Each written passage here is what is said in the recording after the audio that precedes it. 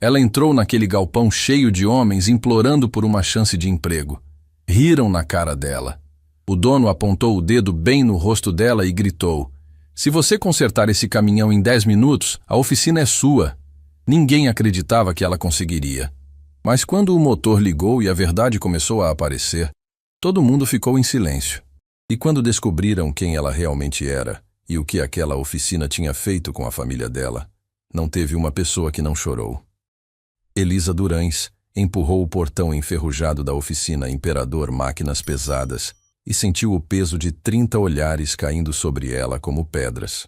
O galpão era gigantesco, com caminhões Komatsu do tamanho de prédios estacionados em fileiras, e o cheiro de óleo diesel misturado com suor masculino tomava conta de tudo. Ela carregava uma caixa de ferramentas enferrujada na mão direita e uma mochila rasgada nas costas. Os pés doíam de tanto caminhar debaixo do sol, mas a dor maior estava no peito. Sua filha Valentina estava internada num hospital a 40 quilômetros dali, e os médicos tinham sido claros. Sem a cirurgia em 30 dias, não haveria mais nada a ser feito. O primeiro mecânico que a viu largou a chave de boca no chão e cutucou o colega do lado. O segundo parou de trabalhar e começou a rir.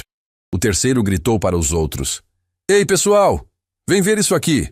Em menos de 1 minuto, um grupo de homens de macacão se formou na entrada do galpão, todos olhando para Elisa como se ela fosse uma aberração de circo. Um deles cruzou os braços e cuspiu no chão, bem na frente dos pés dela.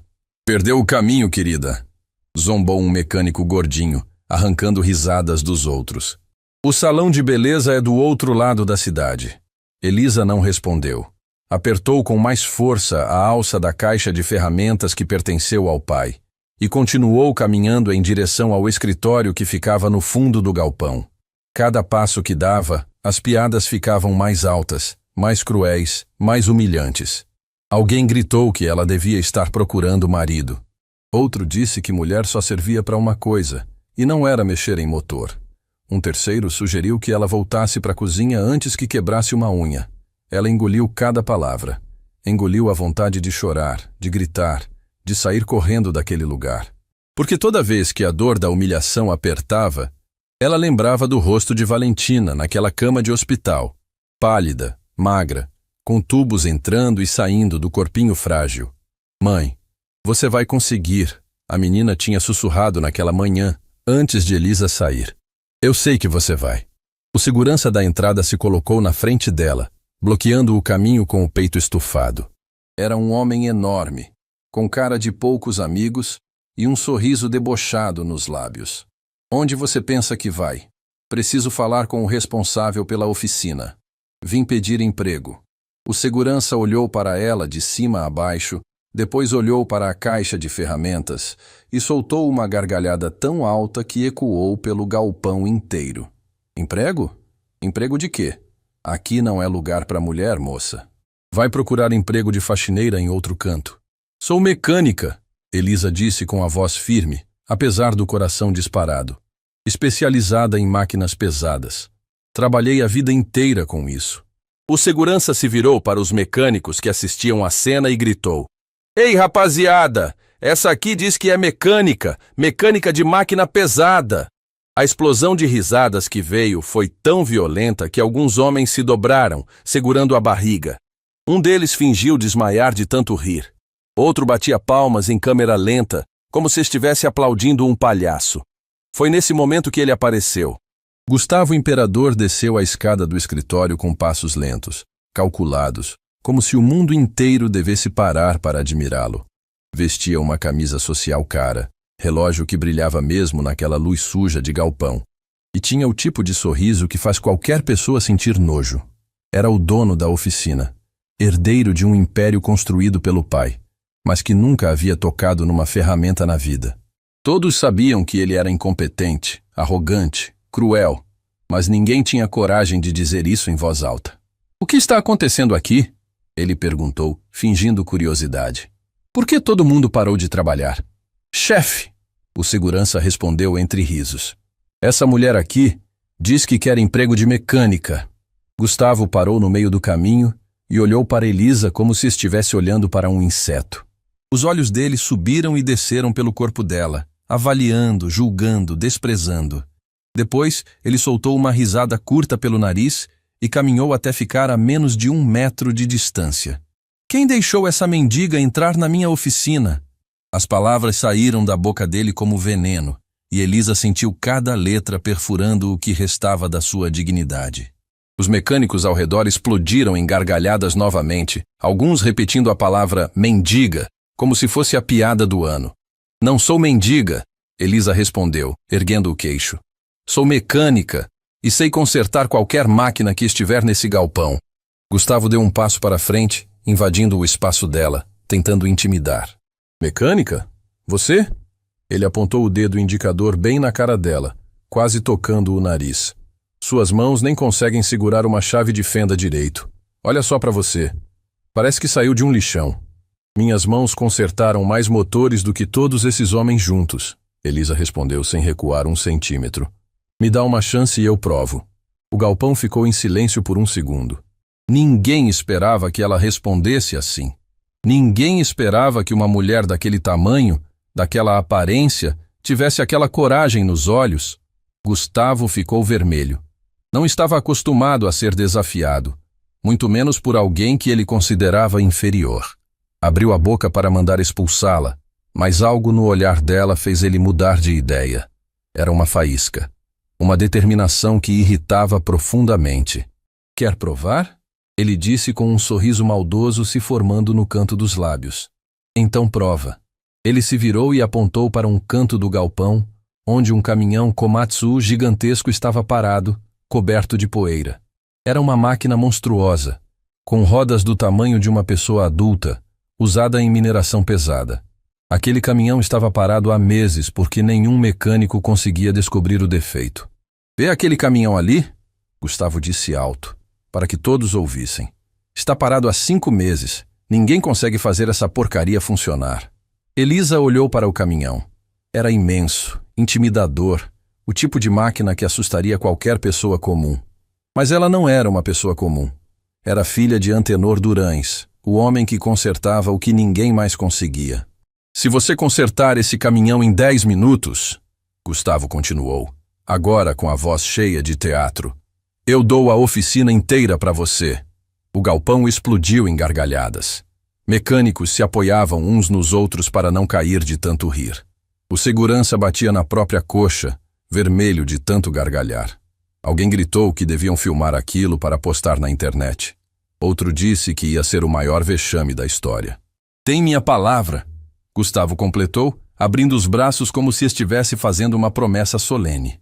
Na frente de todas essas testemunhas, Tadeu, o encarregado e braço direito de Gustavo, se aproximou com um cronômetro na mão e um sorriso de escárnio no rosto. Posso marcar o tempo, chefe? Marca. Quero ver essa palhaçada de perto. Elisa olhou ao redor. Viu os rostos debochados, os sorrisos cruéis, os olhares de desprezo. Viu homens que a julgaram sem conhecer sua história, que a humilharam sem saber pelo que ela estava passando. E por um momento, uma pequena parte dela quis ir embora. Quis fugir daquela humilhação e nunca mais voltar. Mas então ela colocou a mão no bolso e sentiu a foto de Valentina. Aquela foto que ela carregava para todo lugar, tirada antes da menina adoecer, quando ainda corria e brincava e tinha cor nas bochechas. E lembrou da voz fraquinha da filha naquela manhã. Mãe, você vai conseguir. Elisa ergueu os olhos e olhou diretamente para Gustavo. O galpão inteiro ficou em silêncio esperando a resposta dela. Os segundos pareciam durar horas. O ar estava pesado, tenso, carregado. Aceito. A palavra saiu firme, clara, inabalável. E pela primeira vez desde que ela entrou naquele galpão, ninguém riu. Porque havia algo na voz daquela mulher que fez todos entenderem. Ela não estava brincando. Gustavo engoliu seco, mas manteve o sorriso arrogante. Tadeu. Começa a contar o tempo quando ela tocar no caminhão. Elisa caminhou em direção àquela máquina gigantesca, sentindo os olhares de 40 homens queimando suas costas. O coração batia forte, as mãos tremiam de leve, mas ela não parou, porque desistir não era uma opção. Nunca foi. E enquanto se aproximava daquele caminhão que ninguém conseguia consertar, ela sussurrou baixinho só para si mesma. Pai, me guia. Pelo amor da sua neta, me guia. O cronômetro foi acionado. Os 10 minutos mais importantes da vida de Elisa Durães tinham começado. O cronômetro começou a correr e Elisa sentiu o peso do mundo inteiro sobre os ombros. O caminhão Komatsu era uma montanha de metal, com rodas que chegavam na altura do peito dela e um motor do tamanho de um carro pequeno. 40 homens formaram um semicírculo ao redor da máquina, alguns com os braços cruzados, outros já tirando o celular do bolso para filmar o que todos acreditavam ser o maior vexame do ano. Tadeu balançava o cronômetro no ar como se fosse um troféu. 9 minutos e 50 segundos, ele gritou com a voz cheia de deboche. Aproveita bem, queridinha. É o tempo que você tem antes de sair daqui chorando. Elisa ignorou. Subiu na lateral do caminhão usando os degraus de metal e alcançou a parte superior onde ficava o compartimento do motor. Quando abriu a tampa, que pesava mais de 100 quilos, alguns mecânicos pararam de rir. Não esperavam que ela soubesse nem onde ficava o motor, muito menos que conseguisse abrir sozinha. Olha só, um deles zombou. A boneca sabe abrir o capô. Já é mais do que eu esperava. Gargalhadas explodiram novamente, mas Elisa nem ouviu. Seus olhos estavam fixos no motor, varrendo cada canto, cada fio, cada conexão. O pai sempre dizia que máquina era igual gente. Quando está doente, dá sinais. Só precisa saber olhar. E ela sabia. Em menos de 30 segundos, Elisa identificou a primeira coisa errada. A mangueira principal do sistema hidráulico estava desconectada, mas de um jeito que não parecia acidente. Alguém tinha feito aquilo de propósito. Ela continuou olhando e encontrou a segunda sabotagem. Um fusível do sistema elétrico tinha sido trocado por outro de amperagem errada, o que impedia qualquer ignição. E quando checou o sistema de combustível, encontrou a terceira armadilha. A válvula de injeção estava travada na posição fechada. 3 sistemas diferentes. 3 sabotagens propositais. Quem fez aquilo não queria apenas que o caminhão parasse de funcionar. Queria que ninguém nunca descobrisse o porquê. Elisa sentiu um frio na espinha. Aquilo não era coincidência. Aquele caminhão foi destruído de propósito por alguém que entendia muito bem de máquinas. Mas não tinha tempo para pensar nisso agora. O cronômetro não parava. 8 minutos! Tadeu berrou lá de baixo. Tá pensando em quê? Em qual desculpa vai dar quando fracassar? Elisa mergulhou de cabeça no trabalho. As mãos se moviam com uma precisão que parecia impossível, reconectando a mangueira hidráulica com movimentos certeiros. Os mecânicos mais próximos pararam de rir e começaram a prestar atenção. Havia algo diferente no jeito que ela trabalhava. Uma segurança, uma fluidez que não combinava com alguém que estava fingindo saber o que fazia. Ei, vocês estão vendo isso? Um mecânico jovem sussurrou para o colega do lado. Cala a boca. Ela só está enrolando para parecer que sabe. Mas a dúvida já estava plantada. Elisa fechou os olhos por um instante e respirou fundo. O cheiro de óleo e graxa invadiu suas narinas e, de repente, ela não estava mais naquele galpão hostil. Estava na oficina pequena do pai, com chão de terra batida e teto de zinco, aprendendo a identificar cada som, cada vibração, cada segredo que as máquinas guardavam. Escuta a máquina, filha. A voz do pai ecoou na memória dela. Ela sempre conta onde está a dor. Você só precisa ter paciência para ouvir. Elisa abriu os olhos. Eu estou ouvindo, pai. Ela sussurrou. Eu estou ouvindo. Suas mãos voaram para o quadro de fusíveis. Arrancou o fusível errado e colocou o correto, que por sorte estava na sua caixa de ferramentas. Aquela caixa velha e enferrujada que muitos ali achavam patética, guardava peças que ela foi colecionando ao longo de anos, justamente para situações assim. 6 minutos! Tadeu gritou, mas dessa vez a voz dele tinha um leve tremor. Vamos, desiste logo! Poupa a gente desse teatro! Elisa não respondeu. Estava completamente focada, completamente imersa no trabalho. O suor escorria pela testa, os músculos dos braços queimavam de esforço, mas ela não parava. Não podia parar. Quando suas mãos alcançaram a válvula de injeção travada, ela percebeu que precisaria de uma ferramenta específica para destravá-la. Uma chave que a maioria dos mecânicos nem sabe que existe. Abriu a caixa de ferramentas, procurou entre as peças antigas e encontrou. Uma chave de formato estranho, toda riscada, com as iniciais AD gravadas no cabo. Antenor Durães, seu pai. 4 minutos. A voz de Tadeu já não tinha mais deboche. Tinha nervosismo. Os mecânicos começaram a trocar olhares. Algo estava errado. Aquela mulher não estava apenas fingindo. Ela realmente sabia o que estava fazendo. E mais do que isso, estava trabalhando mais rápido e com mais precisão do que qualquer um deles conseguiria. Gustavo percebeu a mudança no ambiente e desceu do lugar onde estava observando. Caminhou até a frente do grupo, os olhos fixos em Elisa trabalhando lá em cima. O sorriso arrogante tinha desaparecido do rosto dele. O que está acontecendo? Ele perguntou baixo para Tadeu. Não sei, chefe, mas ela parece que sabe o que está fazendo. Impossível. Nenhum dos nossos mecânicos conseguiu consertar esse caminhão. Eu sei, por isso estou preocupado. Elisa destravou a válvula de injeção com um movimento preciso. A peça girou e se posicionou corretamente, liberando o fluxo de combustível.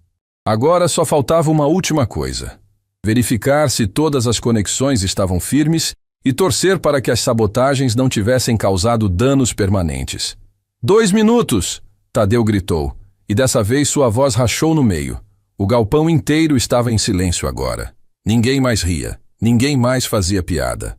40 homens prendiam a respiração, olhando para aquela mulher coberta de graxa, que trabalhava com uma concentração sobre-humana. Elisa fez as últimas verificações. Mangueira hidráulica reconectada e firme. Fusível correto no lugar. Válvula de injeção destravada e funcionando. Tudo parecia certo. Tudo precisava estar certo.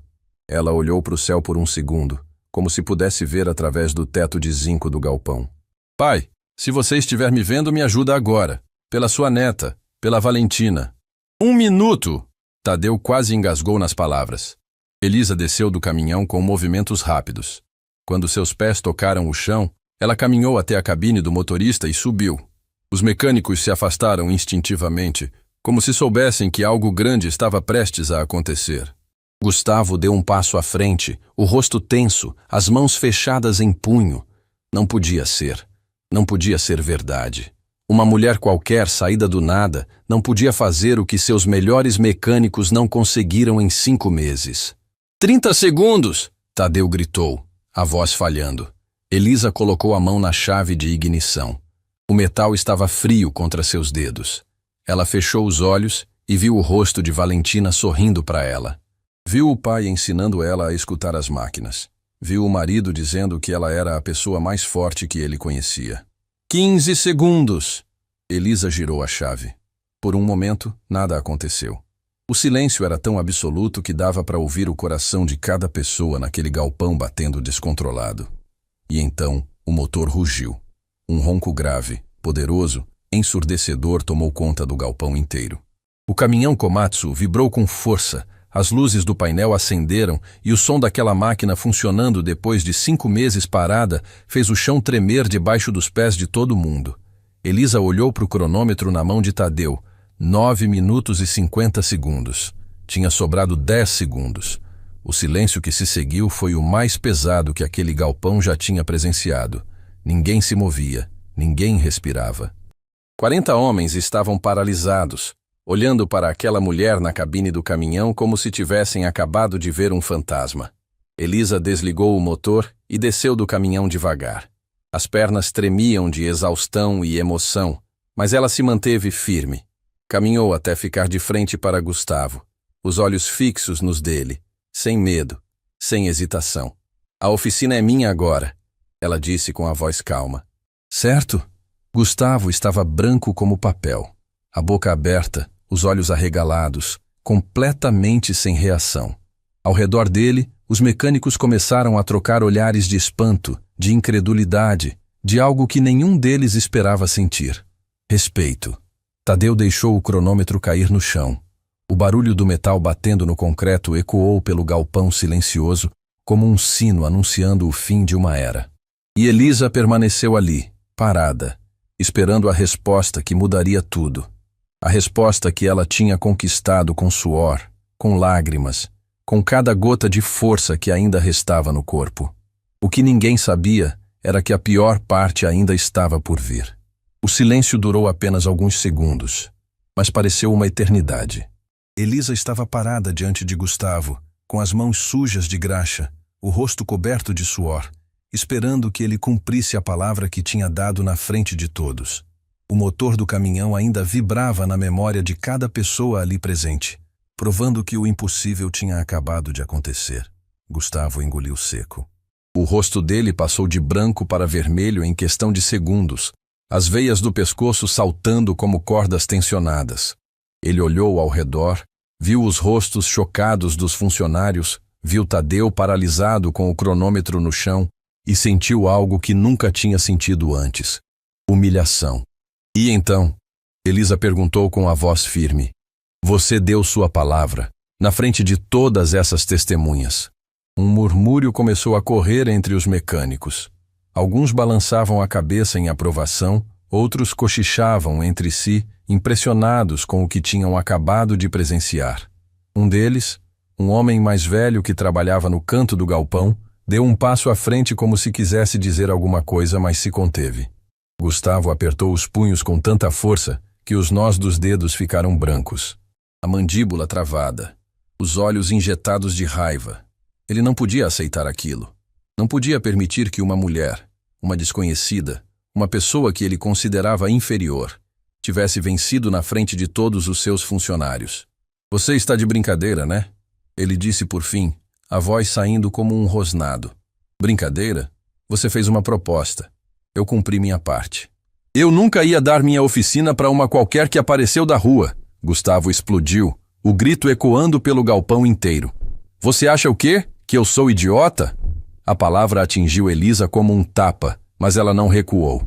Manteve os olhos fixos nos dele sem demonstrar a dor que estava sentindo por dentro. Tinha ouvido coisas piores na vida. Tinha enfrentado situações piores. E não ia desmoronar agora, não quando estava tão perto. "Você deu sua palavra," ela repetiu, dessa vez mais devagar, mais firme. "Um homem de verdade honra o que promete." Os mecânicos prenderam a respiração. Ninguém nunca tinha falado assim com Gustavo Imperador. Ninguém tinha essa coragem, esse atrevimento. O ar do galpão ficou tão pesado que parecia difícil respirar. Gustavo deu um passo na direção de Elisa, invadindo o espaço dela, tentando intimidar. "Me escuta bem, sua ninguém. Eu sou o dono desse lugar, eu mando aqui. E você não passa de uma mosca que entrou onde não devia. Então você admite que sua palavra não vale nada?" A pergunta ficou suspensa no ar como uma bomba prestes a explodir. Alguns mecânicos abaixaram a cabeça, outros desviaram o olhar. Todos sabiam que Elisa tinha razão, mas ninguém ousava concordar em voz alta. Gustavo ficou em silêncio por alguns segundos, processando a humilhação que estava sentindo. Depois, um sorriso cruel se formou no canto dos lábios dele. Um sorriso que não tinha nada de alegria, apenas maldade. "Quer saber?" Ele disse em voz alta para que todos ouvissem. "Até admiro sua coragem. Poucas pessoas me enfrentam assim." Por um momento, Elisa pensou que talvez, só talvez, ele fosse surpreendê-la. Que talvez houvesse uma pequena faísca de honra naquele homem. "Por isso vou te fazer uma proposta generosa," Gustavo continuou. "Você pode ficar. Pode trabalhar aqui." Elisa sentiu o coração acelerar. Será que tinha conseguido? Como faxineira. A palavra caiu como uma bigorna sobre a cabeça de Elisa. Ao redor, alguns mecânicos soltaram risadinhas nervosas, mais por alívio de não estarem na posição dela do que por acharem graça. "Faxineira?" Elisa repetiu, a voz tremendo de indignação. "É, já que você gosta tanto de trabalhar, pode limpar o chão desse galpão.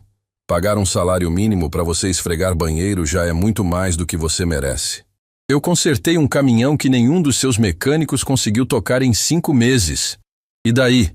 Gustavo deu de ombros. "Teve sorte. Aposto que não consegue repetir." Elisa sentiu as lágrimas querendo brotar, mas as segurou com toda a força que tinha. Não ia chorar na frente daquele homem. Não ia dar esse gostinho para ele. "Você é um covarde," ela disse baixo, mas com uma firmeza que cortou o ar. "Um covarde que não tem coragem de honrar a própria palavra." Gustavo parou de sorrir. A frase tinha atingido em cheio, porque era verdade. E a verdade sempre dói mais. O que você disse? Disse que você é covarde. E todo mundo aqui sabe disso. O rosto de Gustavo se contorceu de ódio. Ele olhou para os lados, viu um balde de água suja que os mecânicos usavam para lavar peças e, num movimento rápido, pegou o balde e jogou todo o conteúdo em cima de Elisa. A água imunda, misturada com óleo e sujeira, encharcou ela da cabeça aos pés. O galpão inteiro ficou em silêncio. Um silêncio de horror. Elisa ficou parada, a água escorrendo pelo rosto, pelo cabelo, encharcando a roupa. O frio da humilhação era pior que o frio da água. Mas ela não se moveu, não chorou, não gritou. Apenas olhou para Gustavo com uma expressão que ele jamais esqueceria. Isso, ela disse com a voz rouca, apontando para a água suja escorrendo do corpo. Foi a prova de tudo o que eu falei. Gustavo percebeu que tinha ido longe demais. Os funcionários estavam paralisados, alguns com expressões de horror, outros de nojo. Não nojo dela, nojo dele. Ele tinha cruzado uma linha que não deveria ter cruzado, e todos tinham visto. "Tirem ela daqui!" Ele berrou para os seguranças, tentando retomar o controle.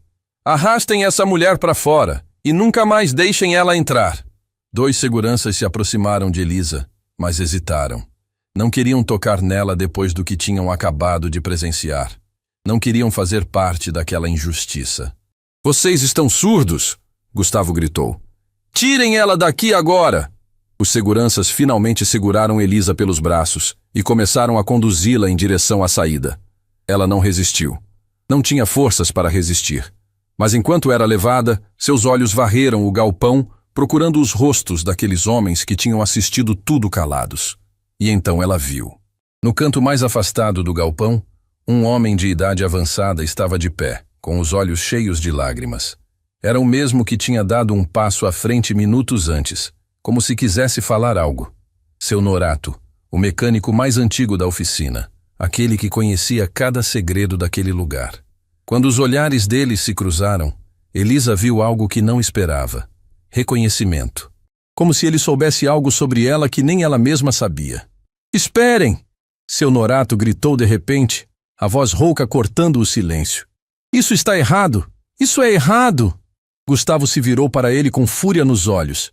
"Cala a boca, velho! Volta pro seu canto antes que eu te mande embora também. Eu vi o que aconteceu. Você deu sua palavra e agora humilha uma mulher que só queria uma chance? Eu mando aqui. Eu decido o que é certo e errado." Seu Norato balançou a cabeça, as lágrimas escorrendo pelo rosto enrugado. O seu pai nunca faria isso. Nunca. A menção ao pai fez Gustavo congelar. Era um assunto que ninguém tocava. Uma ferida que nunca tinha cicatrizado. O pai de Gustavo tinha construído aquela oficina do zero, com honra e trabalho duro. E agora estava vendo o filho destruir tudo. "Não fala do meu pai", Gustavo rosnou. "Alguém precisa falar", Norato respondeu. "Porque ele está lá em cima vendo o que você se tornou, e deve estar com vergonha." Por um segundo pareceu que Gustavo ia avançar no velho, mas algo o impediu.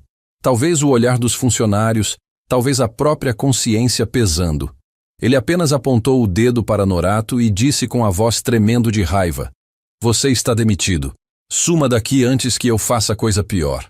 Elisa foi conduzida para fora do galpão enquanto o caos se instalava lá dentro. A última coisa que ouviu antes de ser deixada do lado de fora foi a voz de seu Norato gritando: "A verdade sempre aparece, sempre!" Do lado de fora, Elisa ficou parada sob o sol, a água suja ainda escorrendo das roupas. O corpo tremia de frio e humilhação, mas ela se manteve de pé. Tinha perdido. Tinha dado tudo de si e ainda assim tinha perdido. Mas quando levantou os olhos, viu algo que mudou tudo. Seu Norato estava saindo pela porta lateral do galpão, caminhando na direção dela com passos apressados. E no rosto dele havia urgência, determinação e um segredo que estava prestes a mudar a vida de Elisa para sempre. "Espera", ele disse ofegante quando chegou perto dela. Você é filha de Antenor Durães, não é?" Elisa sentiu o coração parar. "Como você sabe o nome do meu pai?" Elisa estava encharcada, tremendo, com a água suja escorrendo pelo rosto e pingando no chão de terra batida. Mas seus olhos estavam fixos no homem de idade que caminhava em sua direção com passos apressados. Seu Norato tinha o rosto marcado pelo tempo, as mãos calejadas de quem trabalhou a vida inteira, e nos olhos dele havia algo que Elisa não conseguia decifrar. Era uma mistura de espanto, emoção e urgência. Como você sabe o nome do meu pai? Ela repetiu, a voz falhando. Norato parou na frente dela e ficou em silêncio por alguns segundos, apenas olhando. Os olhos dele percorreram o rosto de Elisa como se estivesse procurando algo. E então, devagar, um sorriso triste se formou nos lábios rachados. Você tem os olhos dele, ele disse baixinho. Os mesmos olhos. A mesma determinação. Elisa sentiu as pernas fraquejarem. Fazia tantos anos que alguém falava do pai dela. Tantos anos que ela carregava a memória dele sozinha, sem ninguém para compartilhar.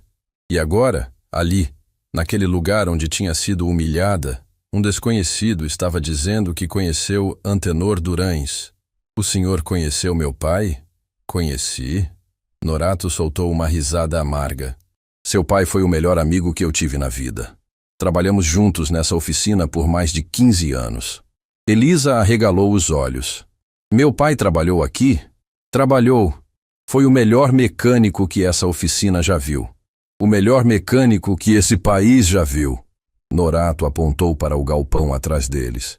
Tudo que existe ali dentro foi construído com o suor do seu pai. Cada máquina que passa por aquela porta carrega um pouco do conhecimento dele. As lágrimas começaram a escorrer pelo rosto de Elisa, se misturando com a água suja que ainda pingava do cabelo. Ela nunca soube que o pai tinha trabalhado naquela oficina. Ele nunca contou. Por quê? Mas ele nunca me falou sobre isso, ela disse confusa. Nunca mencionou esse lugar. Norato abaixou a cabeça, e quando levantou de novo, havia dor nos olhos. Uma dor antiga, guardada por anos. Porque seu pai foi expulso daqui. Expulso e silenciado. Como assim silenciado? Norato olhou ao redor, verificando se ninguém estava ouvindo. Depois, pegou Elisa pelo braço com delicadeza e a conduziu para trás de um galpão abandonado, longe dos olhos curiosos. O que eu vou te contar agora, ele disse em voz baixa. Eu guardei por anos. Guardei com medo, com vergonha, com remorso. Mas depois do que eu vi hoje, do que aquele covarde fez com você, eu não consigo mais ficar calado. Elisa prendeu a respiração. Seu pai descobriu uma coisa grave. Muito grave. Norato engoliu seco antes de continuar. A oficina estava vendendo peças defeituosas para as mineradoras. Peças que pareciam novas, mas eram recondicionadas de forma irregular. Peças que podiam falhar a qualquer momento. Peças defeituosas? Sim, e não era pouca coisa. Eram lotes inteiros. Centenas de peças que iam para máquinas gigantes. Caminhões que carregam toneladas. Equipamentos que operam em condições extremas. A voz de Norato tremeu. Seu pai percebeu que aquilo ia acabar em tragédia. Que mais cedo ou mais tarde, alguma máquina ia falhar e alguém ia se machucar. Ou pior, Elisa sentiu um calafrio percorrer a espinha. E o que ele fez? Tentou denunciar. Juntou provas, documentos, tudo o que conseguiu. Ia levar para as autoridades. Norato fechou os olhos como se a lembrança fosse dolorosa demais. Mas antes que ele conseguisse, aconteceu o acidente. A palavra acidente fez o coração de Elisa apertar. O pai tinha falecido em um acidente de trabalho quando ela ainda era adolescente. Um acidente que nunca foi bem explicado, que sempre teve perguntas sem respostas. Que acidente? Ela perguntou, a voz saindo como um sussurro. Disseram que foi falha mecânica, que o elevador de carga cedeu e seu pai caiu. Mas eu estava lá naquele dia, Elisa. Eu vi. Norato abriu os olhos e eles estavam cheios de lágrimas. Aquele elevador tinha sido revisado uma semana antes, pelo próprio Antenor. Era impossível ter falhado. Elisa sentiu o mundo girar ao redor. As pernas cederam e ela caiu de joelhos no chão. A verdade que estava ouvindo era grande demais, pesada demais, devastadora demais. Você está dizendo que meu pai foi... Estou dizendo que seu pai descobriu uma fraude e que uma semana depois ele estava morto. Norato se ajoelhou ao lado dela e segurou suas mãos. Eu sempre soube que não foi acidente. Sempre. Mas eu tinha medo. Tinha família, tinha filhos para criar. E fiquei calado como um covarde. As lágrimas de Elisa agora eram um rio. Chorava pelo pai que perdeu, pela verdade que nunca soube, pelos anos que passou acreditando em uma mentira. Quem fez isso? Ela perguntou entre soluços. Quem fez isso com meu pai? O pai do Gustavo era o dono da oficina na época, seu Otávio. Norato balançou a cabeça. Mas ele não sabia de nada. Era um homem honesto, trabalhador. Quem comandava a fraude era o gerente da época, um homem chamado Bernardo Meirelles. E onde está esse homem agora? Morreu há alguns anos, mas antes de morrer, ele ensinou tudo o que sabia para o pupilo dele. Norato apontou para o galpão. O Gustavo. Elisa sentiu uma onda de náusea. O homem que tinha acabado de humilhá-la, que tinha jogado água suja nela, era o herdeiro do esquema que destruiu sua família. Gustavo sabe o que aconteceu com meu pai? Não sei se sabe os detalhes. Mas ele continuou a fraude. Continua até hoje. Norato tirou um papel dobrado do bolso do macacão. Seu pai me deu isso na véspera do acidente. Pediu para eu guardar caso alguma coisa acontecesse com ele. Eu guardei por todos esses anos, esperando o momento certo. Elisa pegou o papel com as mãos tremendo. Era uma carta escrita à mão, com a letra que ela conhecia tão bem. A letra do pai. Minha filha querida, ela começou a ler em voz alta, a voz embargada. Se você está lendo isso, é porque algo aconteceu comigo. Mas não chore por mim. Chore pela verdade que precisa ser revelada. Eu descobri coisas que homens poderosos querem esconder. Coisas que custaram vidas e vão continuar custando se ninguém fizer nada. Eu tentei fazer a coisa certa. E talvez tenha pago o preço por isso. Mas você, minha filha, você é mais forte do que eu. Você tem o fogo nos olhos que eu sempre admirei. Se um dia você descobrir essa carta, prometa que vai terminar o que eu comecei. Prometa que vai fazer justiça, não por mim, pelos inocentes que ainda podem ser salvos. Com todo o amor do mundo, seu pai, Antenor. Elisa terminou de ler e ficou em silêncio. As lágrimas tinham parado de cair. No lugar delas, havia algo diferente nos olhos dela agora. Uma chama. Uma determinação que vinha de um lugar profundo. Tem mais uma coisa. Norato disse hesitante. Uma coisa que eu não sei se devo contar. Fala. As peças defeituosas que a oficina vende, elas continuam causando acidentes. Não aqui na cidade, mas nas mineradoras que compram da gente. Ele fez uma pausa dolorosa. Há alguns anos, um caminhão capotou numa mineradora no norte do estado. O motorista não resistiu. Elisa franziu a testa.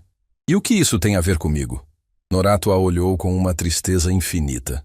O caminhão tinha sido consertado aqui na oficina, com peças defeituosas, e o motorista, ele engoliu seco.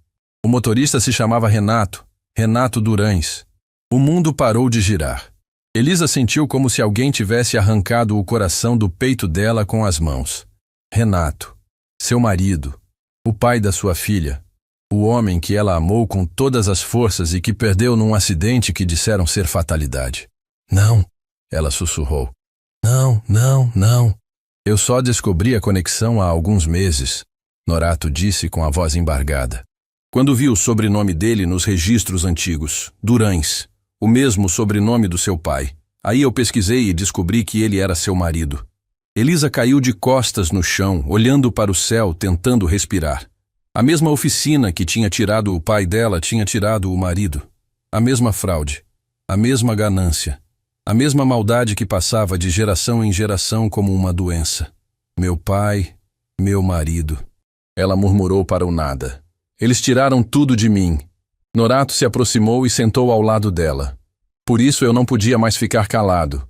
Por isso eu gritei lá dentro, mesmo sabendo que ia ser mandado embora. Ele segurou a mão dela com força. Você não veio parar aqui por acaso, Elisa. Você veio porque precisava saber a verdade. Elisa ficou em silêncio por um longo tempo. O sol estava começando a se pôr, pintando o céu de laranja e vermelho. Ela pensou no pai, no marido, na filha que estava num hospital esperando por ela. Pensou em tudo que tinha perdido e em tudo que ainda podia perder. E então, devagar, ela se levantou. Seu Norato, ela disse com a voz firme, O senhor ainda tem os documentos que meu pai juntou? Tenho, guardados num lugar seguro. E sabe onde estão as provas da fraude atual? Sei de algumas coisas. Sei onde eles guardam os registros, sei quais fornecedores estão envolvidos. Elisa olhou para o galpão da oficina, onde as luzes começavam a se acender. O lugar que tinha destruído sua família. O lugar onde ela tinha sido humilhada. O lugar que agora seria o palco da justiça. Então a gente vai precisar de um plano, ela disse. Norato a olhou surpreso. Um plano para quê? Elisa se virou para ele, e nos olhos dela havia uma determinação que ele só tinha visto uma vez na vida. Nos olhos de Antenor Durães. Um plano para derrubar esse império de mentiras. E para fazer justiça por todos que essa família destruiu. Mas antes de qualquer coisa, ela precisava ver a filha. Precisava olhar nos olhos de Valentina e encontrar forças para o que viria pela frente. Porque a batalha que estava começando seria a mais difícil da vida dela. E dessa vez, ela não lutaria apenas por um emprego. Lutaria por vingança, por justiça, por amor. Elisa correu os 40 quilômetros até o hospital como se a vida dependesse disso. E dependia. Não a dela, mas a de Valentina. A menina que era a razão de cada respiração, de cada luta, de cada lágrima engolida. Quando chegou ao quarto, já era noite. E a filha estava acordada, olhando pela janela com aqueles olhos grandes demais para um rosto tão magro. Mãe! Valentina abriu um sorriso fraco quando viu Elisa entrando. Você demorou. Fiquei preocupada. Elisa se aproximou da cama e abraçou a filha com cuidado, sentindo os ossinhos frágeis sob a camisola do hospital. Valentina tinha perdido peso nas últimas semanas. O corpo estava lutando uma batalha que ela não conseguia ver, mas que sentia em cada célula. Desculpa, meu amor. A mãe teve um dia difícil. Valentina se afastou um pouco e olhou para Elisa com atenção. Mesmo doente, mesmo fraca, ela tinha uma percepção que assustava. Você estava chorando. Seus olhos estão vermelhos. Elisa tentou sorrir, mas não conseguiu. As revelações daquele dia ainda queimavam por dentro. O pai, o marido, a mesma maldade que tinha destruído os 2 homens que ela mais amou na vida. E agora ela estava ali, diante da filha, tentando encontrar forças para continuar. Mãe, o que aconteceu? Valentina insistiu. Você conseguiu o emprego? A pergunta era tão inocente, tão cheia de esperança, que Elisa sentiu o coração partir. Como explicar para uma criança que o mundo era injusto, que pessoas ruins existiam e que às vezes elas venciam, que a mãe tinha sido humilhada, encharcada com água suja, expulsa como se fosse lixo? Não consegui, filha. Não dessa vez. Valentina abaixou os olhos e Elisa viu uma lágrima escorrer pelo rosto pálido da menina. Então eu não vou poder fazer a cirurgia? Vai sim, meu amor. Vai sim. Elisa segurou o rosto da filha entre as mãos e olhou fundo nos olhos dela. A mãe prometeu que ia dar um jeito e vai. Nem que eu tenha que mover o mundo inteiro. Mas como? Elisa hesitou. Pensou em tudo o que tinha descoberto naquele dia. Na carta do pai, nas revelações de Norato, na verdade sobre a oficina Imperador. E pensou em algo que não tinha contado para ninguém ainda. Filha, lembra quando a mãe te ensinou a mexer no celular? A salvar as coisas na nuvem? Valentina assentiu, confusa. Antes de ir para a oficina hoje, a mãe gravou algumas coisas e mandou tudo para você, para o seu e-mail. Os olhos de Valentina se arregalaram. O vídeo que você mandou? Eu vi a notificação, mas não abri. Elisa sentiu um alívio imenso. Quando Gustavo quebrou o celular dela, ela achou que tinha perdido tudo. Mas tinha se lembrado de enviar o vídeo para a filha minutos antes de mostrar para ele. Um backup que ninguém sabia que existia. Não abre ainda, tá? Guarda bem guardado. Aquele vídeo é muito importante. Importante por quê? Porque às vezes, filha, a verdade é a única arma que os fracos têm contra os poderosos. E aquele vídeo é a nossa verdade. Valentina não entendeu completamente, mas assentiu com a cabeça, confiando na mãe como sempre confiou. Elisa ficou ali por mais 1 hora, fazendo carinho no cabelo da filha até ela dormir. E enquanto via o peito de Valentina subir e descer devagar, ela tomou uma decisão. Ia voltar àquela oficina, não para pedir emprego, para fazer justiça.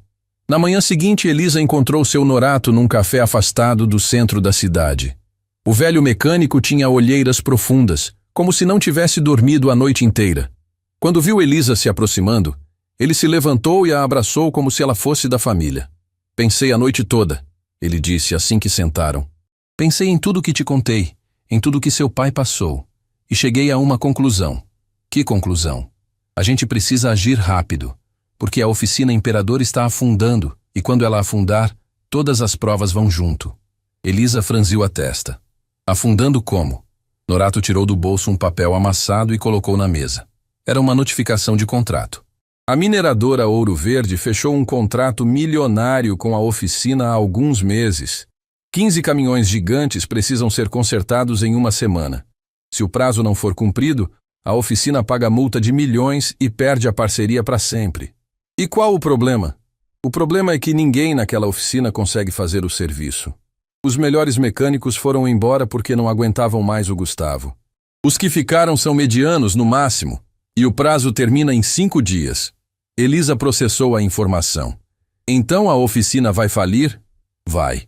E quando falir, o Gustavo vai destruir todos os documentos, todas as provas, vai sumir com tudo que pode incriminar ele e começar de novo em outro lugar. É assim que gente como ele funciona. O sangue de Elisa ferveu. A ideia de Gustavo escapando impune, livre para destruir outras vidas, era insuportável. Mas tem outro problema. Norato continuou. Se a oficina falir, 40 famílias perdem o emprego. 40 pais de família que não têm nada a ver com as fraudes do Gustavo. Gente honesta que só quer trabalhar e colocar comida na mesa. Elisa ficou em silêncio. Pensou nos mecânicos que riram dela. Nos que ficaram calados enquanto ela era humilhada. Mas também pensou nos que talvez tivessem filhos, esposas, sonhos. Gente que ia sofrer por causa da incompetência de um herdeiro mimado. O que o senhor está sugerindo? Norato a olhou nos olhos. Estou sugerindo que você volte lá. Voltar? Depois de tudo que fizeram comigo? Não por eles. Pelas famílias inocentes. E pela chance de pegar as provas que a gente precisa. Elisa balançou a cabeça, incrédula. O senhor quer que eu salve a oficina que destruiu minha família? Quero que você salve as pessoas que trabalham lá. E de quebra, pegue as provas que vão destruir o Gustavo de uma vez por todas. O plano era arriscado, era louco, era quase impossível, mas havia uma lógica torta nele que fazia sentido. Se Elisa conseguisse consertar os caminhões, ganharia a confiança dos funcionários, teria acesso aos documentos e poderia reunir tudo o que precisava para expor a verdade. E se o Gustavo não me deixar entrar? Norato sorriu pela primeira vez. Ele vai deixar, porque não tem outra opção. Nenhum mecânico na região consegue fazer aquele serviço no prazo. Só você. Elisa pensou na filha no hospital. Nos 20 e poucos dias que restavam para a cirurgia. No dinheiro que não tinha. E pensou que talvez, só talvez, aquela fosse a única chance de conseguir tudo de uma vez. Justiça para o pai, justiça para o marido e salvação para a filha. Tá bom, ela disse por fim. Eu volto. Norato apertou a mão dela com força. Seu pai ficaria orgulhoso. Meu pai ficaria com medo. Mas faria a mesma coisa. 2 horas depois, Elisa estava de pé na frente do galpão da oficina Imperador.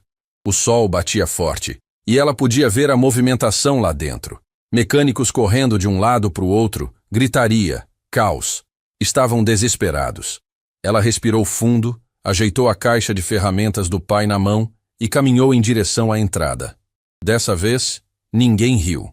Dessa vez, quando ela entrou, os mecânicos pararam o que estavam fazendo e olharam para ela em silêncio. Alguns com vergonha, outros com surpresa, e alguns, poucos, com algo que parecia esperança. Gustavo apareceu no topo da escada do escritório, o rosto vermelho de raiva. O que essa mulher está fazendo aqui? Eu mandei nunca mais deixarem ela entrar. Elisa parou no meio do galpão, ergueu a cabeça e disse em voz alta para que todos ouvissem. Vim consertar seus caminhões. Não por você, pelas 40 famílias que vão perder o emprego se essa oficina falir. O galpão ficou em silêncio absoluto. E então, um por um, os mecânicos começaram a se levantar e caminhar na direção de Elisa. Não para expulsá-la, para se posicionar ao lado dela. Gustavo olhou a cena de cima, sozinho, e pela primeira vez na vida, sentiu algo que nunca tinha sentido antes: medo. Os mecânicos formaram um semicírculo ao redor de Elisa, e pela primeira vez desde que ela pisou naquela oficina, ninguém estava rindo. Gustavo desceu a escada do escritório com passos pesados, o rosto contorcido de raiva, sem acreditar no que estava vendo. Seus próprios funcionários tinham se posicionado ao lado da mulher que ele tinha humilhado e expulsado no dia anterior. "Vocês enlouqueceram?" ele gritou. "Saiam da frente dela agora!" Ninguém se moveu. Um mecânico jovem, que no dia anterior tinha rido junto com os outros, deu um passo à frente. "Senhor Gustavo, a gente precisa desses caminhões consertados. Nossas famílias dependem disso. Se ela pode fazer o trabalho, a gente não vai impedir. Eu mando aqui! Eu decido quem trabalha e quem não trabalha!" Foi quando uma voz rouca cortou o ar. "Então manda a gente embora!" Todos se viraram. Era Tadeu. O mesmo Tadeu que tinha segurado o cronômetro com deboche, que tinha gritado a contagem regressiva querendo ver Elisa fracassar. Agora ele estava de pé no meio do grupo, com os olhos vermelhos e a voz tremendo. "Tadeu?" Gustavo não acreditava. "Você também?" Tadeu caminhou devagar até ficar de frente para Elisa. Parou ali, em silêncio, por alguns segundos que pareceram eternos. Depois, para espanto de todos, ele se ajoelhou no chão de concreto. "Me perdoa", ele disse com a voz embargada. "Pelo que eu fiz, pelo que eu falei, por ter rido de você quando devia ter ficado calado." Elisa olhou para aquele homem ajoelhado e sentiu algo que não esperava sentir: compaixão. Ela sabia o que era ser pressionado a fazer coisas erradas. Sabia o que era ter medo de perder o emprego, de não conseguir sustentar a família. "Levanta", ela disse baixo. "Não precisa ficar de joelho. Precisa sim, porque ontem eu fui covarde. E hoje eu quero ser diferente." Tadeu se levantou devagar e olhou nos olhos de Elisa. "Minha filha tem a mesma idade que a sua. Se fosse ela precisando de ajuda, eu ia querer que alguém desse uma chance para minha esposa." Ele engoliu seco. "Me deixa ajudar. Me deixa fazer a coisa certa pelo menos uma vez." Elisa assentiu em silêncio. E naquele momento, algo mudou no galpão. A tensão que existia começou a se transformar em outra coisa, em esperança. Gustavo assistia à cena de cima, paralisado. Estava perdendo o controle da própria oficina. Seus funcionários estavam se rebelando, escolhendo uma desconhecida no lugar dele. A humilhação era quase insuportável. "Vocês vão se arrepender!" Ele gritou antes de voltar para o escritório e bater a porta com força. Elisa respirou fundo e olhou ao redor. 15 caminhões gigantes estavam espalhados pelo galpão, todos com problemas diferentes, todos precisando de conserto em menos de 5 dias. Era um trabalho insano, quase impossível, mas ela tinha enfrentado coisas piores. "Vamos trabalhar", ela disse.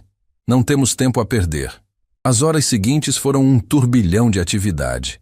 Elisa organizou os mecânicos em equipes, distribuiu tarefas de acordo com as habilidades de cada um e começou a trabalhar no caminhão mais complexo. Suas mãos se moviam com uma precisão que deixava todos impressionados. Era como se ela e a máquina falassem a mesma língua. No fim do primeiro dia, 3 caminhões estavam funcionando perfeitamente. No segundo dia, mais 4 foram consertados.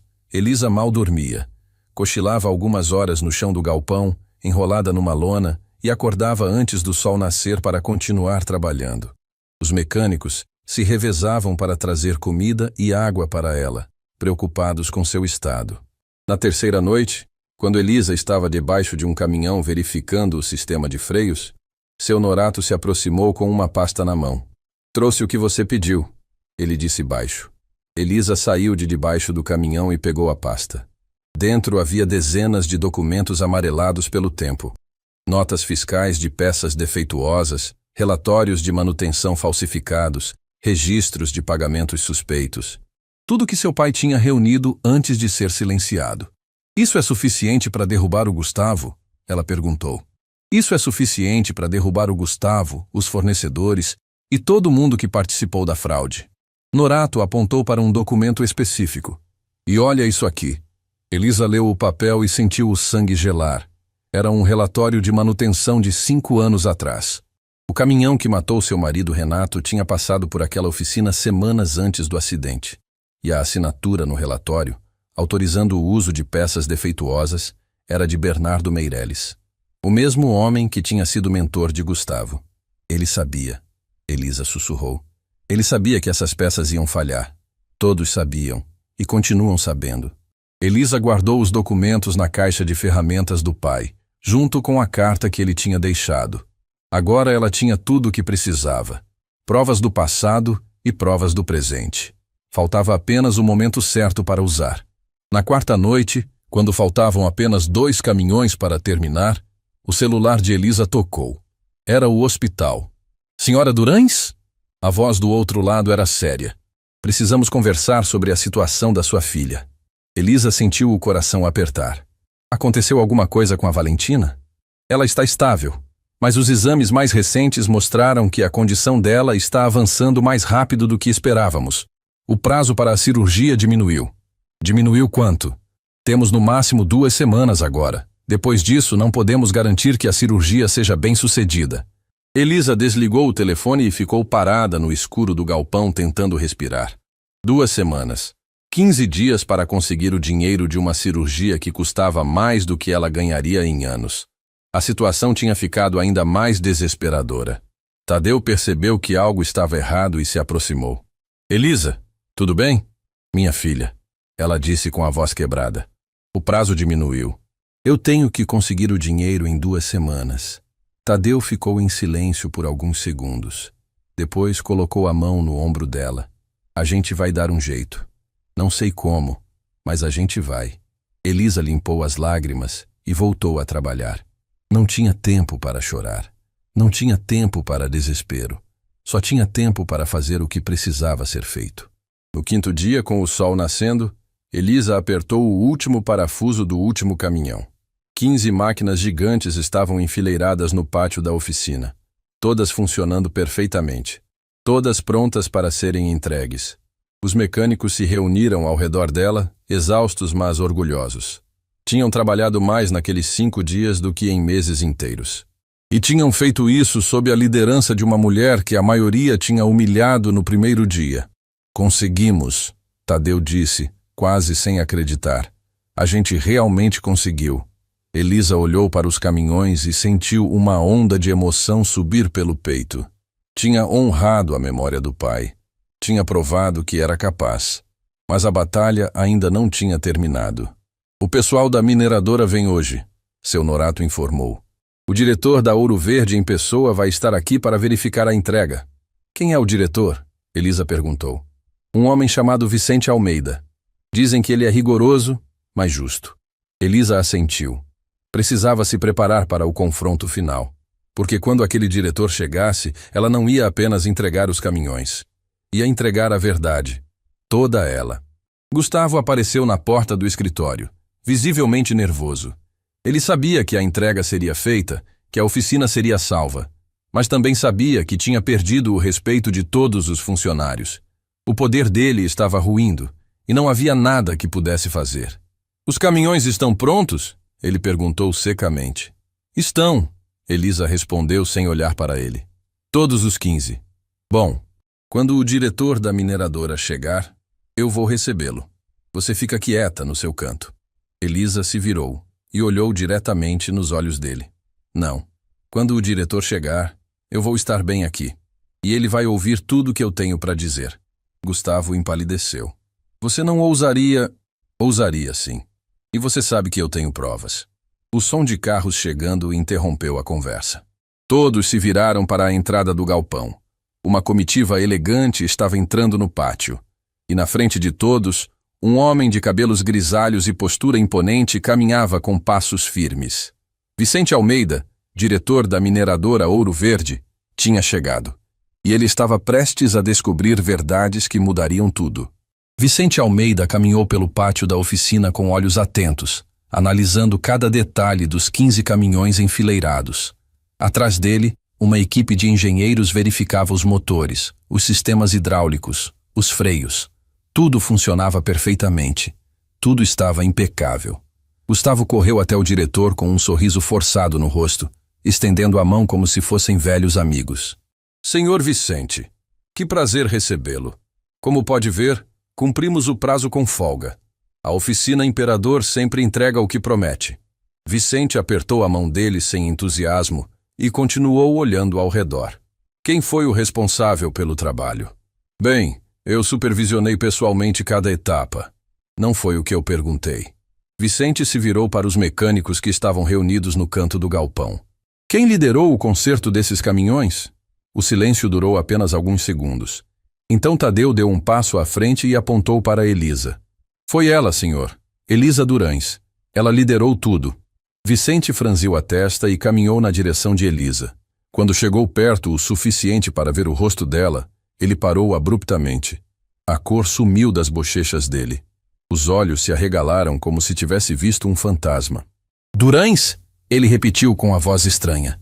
Você disse Durães? Elisa sustentou o olhar. Disse, Elisa Durães, filha de Antenor Durães. Vicente cambaleou para trás como se tivesse levado um soco. Antenor?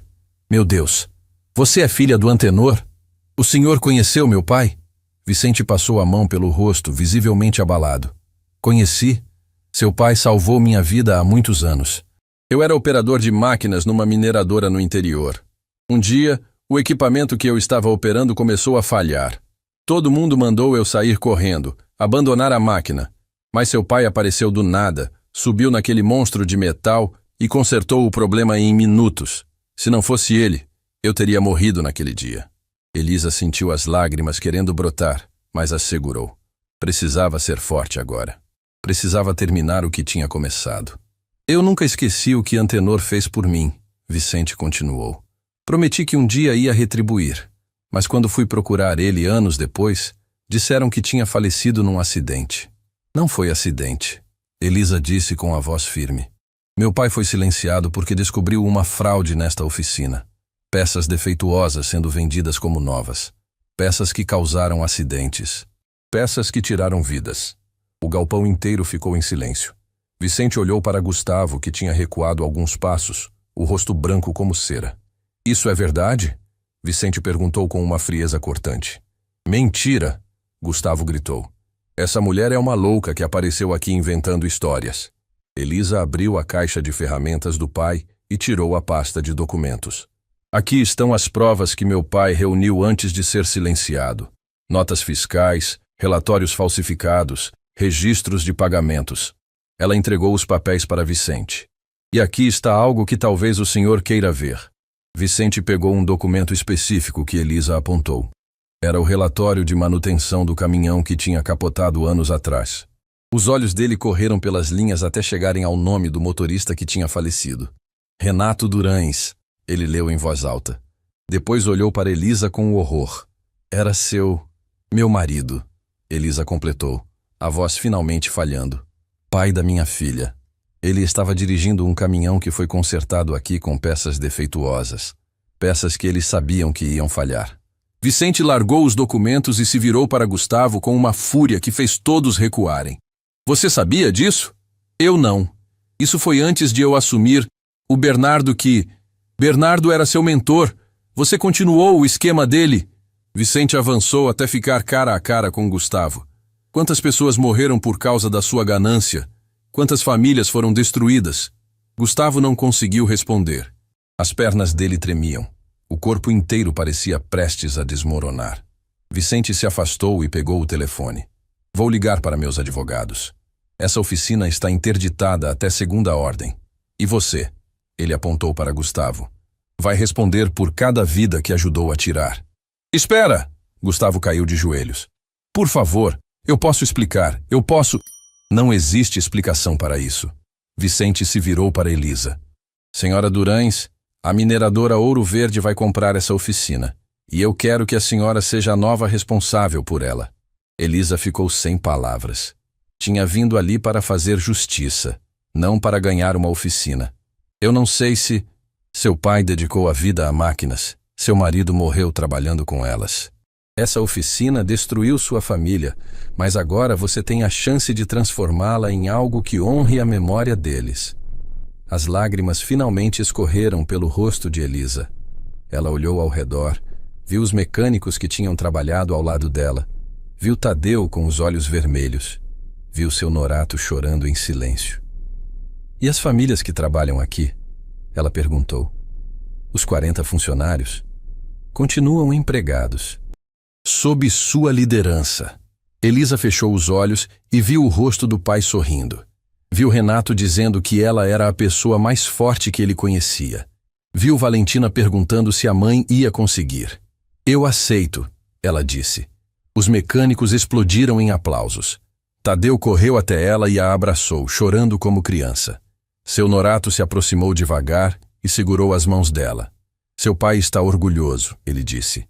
Onde quer que ele esteja, está muito orgulhoso.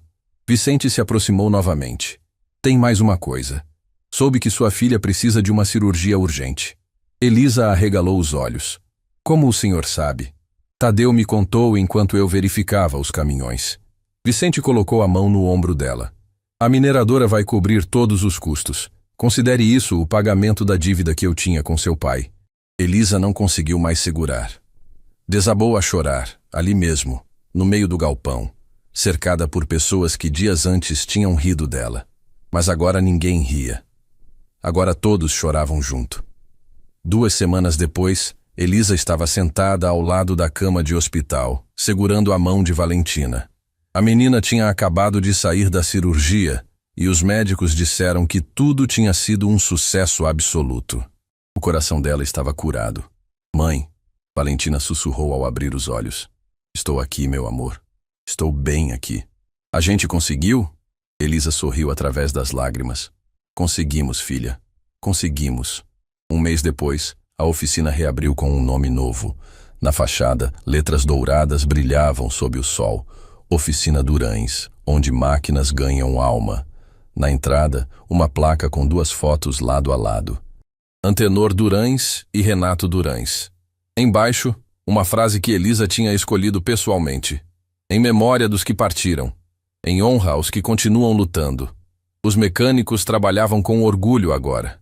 Tadeu tinha se tornado o braço direito de Elisa, e toda semana ele levava a filha para conhecer a oficina e aprender que mulheres podem fazer qualquer coisa que quiserem. Valentina corria entre os caminhões gigantes, saudável e cheia de vida, perguntando para a mãe como cada peça funcionava. E Elisa respondia com paciência, passando adiante o conhecimento que o pai tinha passado para ela. Numa tarde de domingo, enquanto mãe e filha caminhavam pelo galpão vazio, Valentina parou diante das fotos na entrada e ficou olhando em silêncio. Mãe, o vovô e o papai estão vendo a gente? Elisa se ajoelhou ao lado da filha e abraçou ela com força. Estão sim, meu amor. Estão vendo e estão muito orgulhosos. Orgulhosos de você, né? De nós duas, porque a gente nunca desistiu. Valentina sorriu e apontou para as fotos. Quando eu crescer, quero ser igual a você, mãe. Forte assim. Elisa beijou a testa da filha e olhou para o céu através das janelas do galpão. O sol estava se pondo, pintando tudo de dourado e laranja. Você já é forte, minha filha. Mais forte do que imagina. E naquele momento, Elisa soube que tudo tinha valido a pena. Cada lágrima, cada humilhação, cada noite sem dormir. Porque no final, a verdade tinha aparecido. A justiça tinha sido feita. E o amor verdadeiro, tinha vencido. Porque é isso que acontece quando você se recusa a desistir.